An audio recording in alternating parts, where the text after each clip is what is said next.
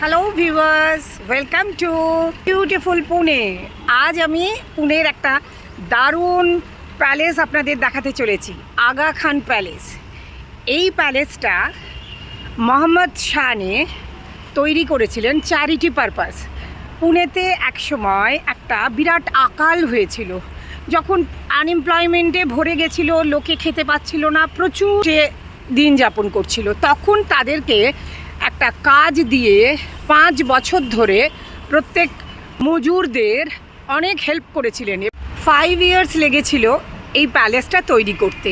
আমি এখন পৌঁছে গেছি আগা খান প্যালেস। এদের বুকিং কাউন্টারে এখন অফলাইন টিকিট বন্ধ করে দিয়েছে, অনলি অনলাইন টিকিট হচ্ছে।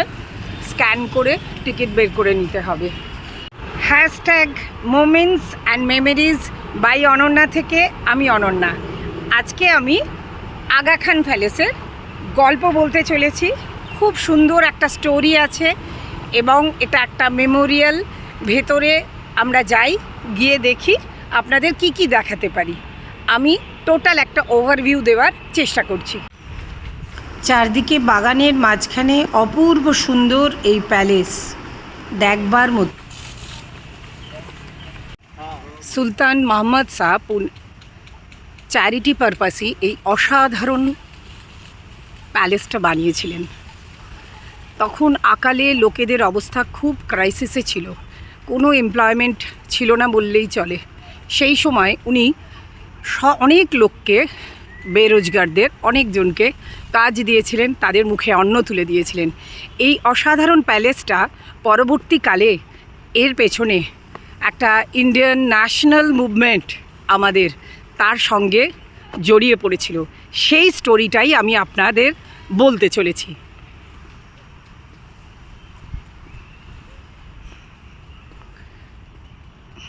আর্কিটেকচার অসাধারণ।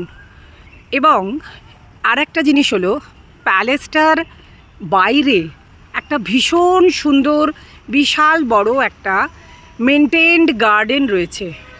গার্ডেনের ভেতরে ফাউন্টেনও আছে এবং ঠিক গার্ডেনের ব্যাক সাইডে জি এবং ওনার স্ত্রী কস্তুরবাজি এবং ওনাদের যে সেক্রেটারি ছিলেন তার সমাধি রয়েছে।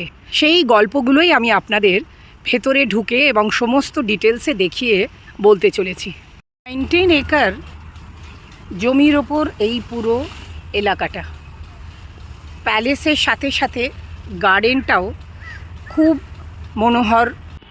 আগা খান প্যালেসটা থেকে যে গান্ধী মেমোরিয়াল যে হয়েছে সেটারই জার্নিটা আপনাদের দেখাতে আমি এবারে ঢুকে পড়লাম।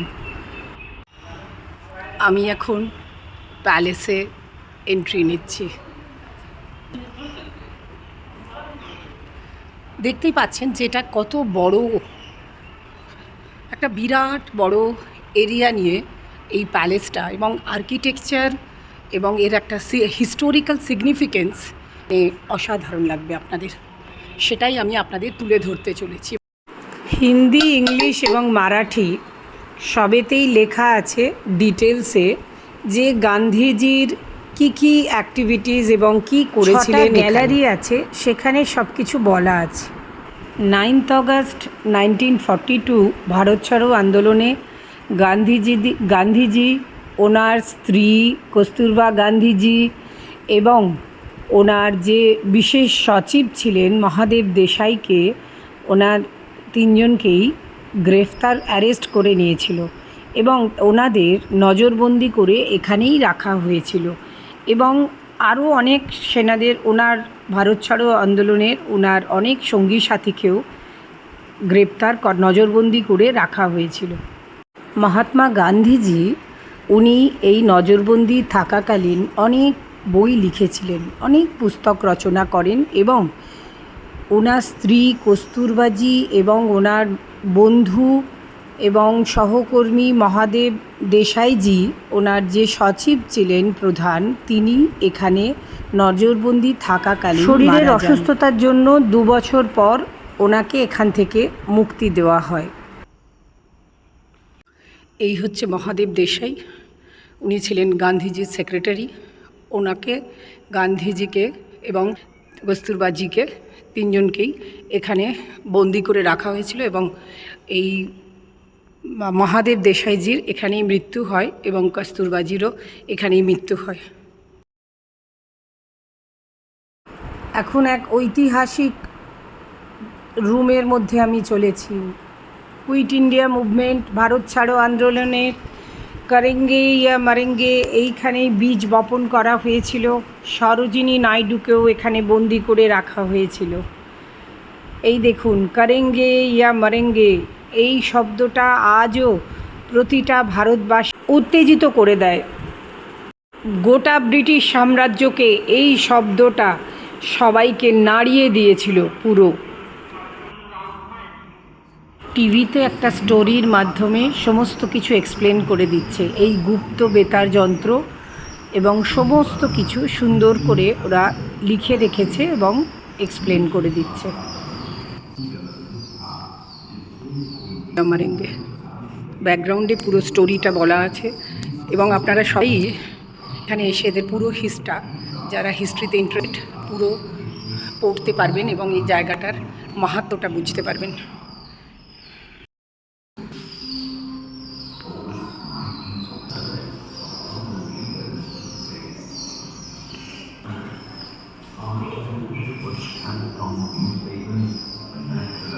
Was involved in secret radio broadcasting of the secret mission in her own words.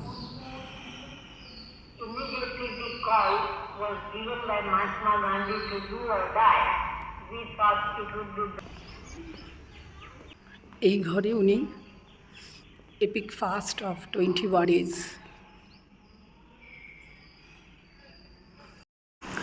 বন্দি থাকাকালীন গান্ধীজি এবং ওনার স্ত্রীর সমস্ত ব্যবহৃত জিনিসপত্রকে ওনারা খুব সুন্দর করে সংরক্ষণ করে রেখেছে মিউজিয়ামে এবং এই দুটো ঘর বন্ধ থাকে, এগুলো সবার জন্য খোলা নয়।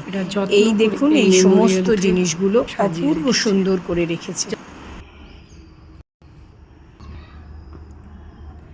এই গান্ধীজি এবং কস্তুরবাজির একটা ছবি রয়েছে এবং সব ইউজ করা সমস্ত জিনিসপত্র খুব সুন্দর করে গুছিয়ে রেখেছে। দেখুন, এই মালা, চটি, সমস্ত পার্সোনাল বিলঙ্গিংস যেগুলো বাপুর, সব কিছু ওনারা রেখে দিয়েছে।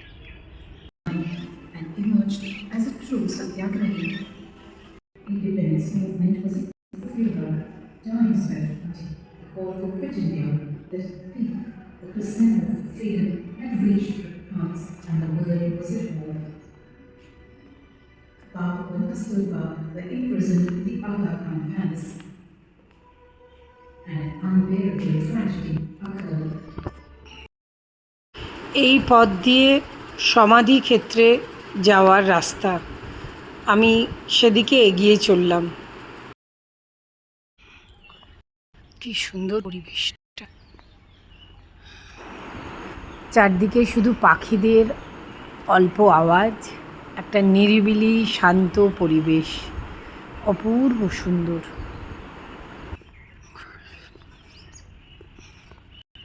আমি এখন সমাধির দিকে যাচ্ছি। অপূর্ব জায়গাটা, কিন্তু একটা শান্ত নিরিবিলি।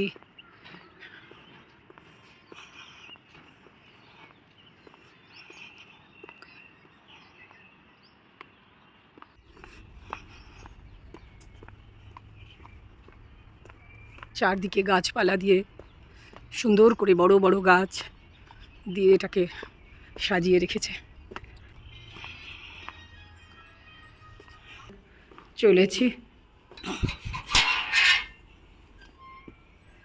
এখানে মহাত্মা গান্ধীর সমাধি।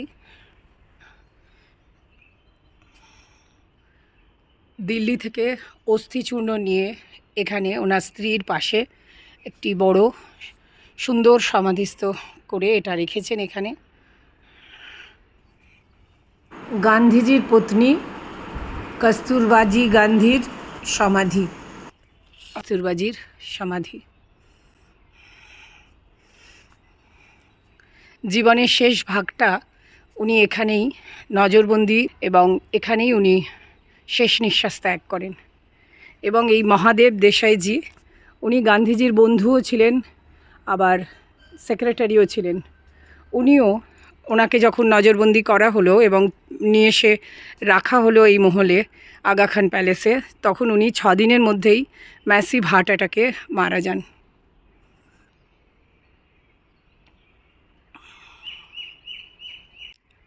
সমাধিস্থল থেকে বেরিয়ে আমি একটু চলেছি এইদিকে খাদি গ্রামোদ্যোগ ভবনের ওখানে কার্যকরী এদের অফিস, এবং এখানে কাজও হয়, এবং আজকে ওটা বন্ধ, কিন্তু এখানে মাঝে মাঝে সেলও দেয়। পড়ন্ত বিকেলে কি অপূর্ব এখান থেকে আগা খান প্যালেসটার ভিউ লাগছে, আপনারা দেখুন। বিকেল, সূর্য প্রায় অস্ত যাবে, যদিও সকাল 9টা থেকে বিকেল 5:30 অবধি খোলা, তাই আমরা খুব তাড়াহুড়ো করছি।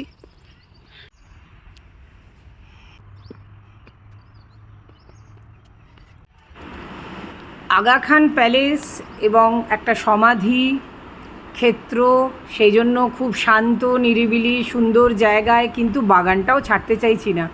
একটুও ফটো সেশন হবে না, তাহলে আমাদের ব্লগটা একটু অসম্পূর্ণ থেকে যায়। তাই একটুখানি নিজে, যদিও খুবই বাজে আমি ভিউয়ার্স, এই জায়গাটায় আমি সবাইকে বলছি যারা পুনে বেড়াতে আসবেন, এবং প্রত্যেকটা পুনেকার্সের এইটা কিন্তু একটা দেখতে আসার জায়গা, অপূর্ব সুন্দর। আপনারা দেখলেই বুঝতে পারবেন। আমি যতটা পেরেছি আপনাদের কভার করে দেখানোর চেষ্টা করেছি।